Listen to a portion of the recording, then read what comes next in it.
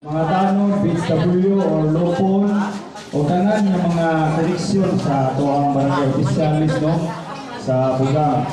So karon mapailan ko balik no.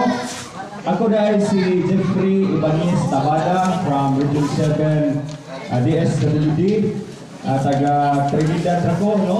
Then ako ang assignment ron ipadagin mi diri sa San Miguel para sa pagtabang sa programa sa Kalahi. Nya magsige na ba yung meeting, Kalahi meeting. Kabaw mo sa Kalahi. Ha?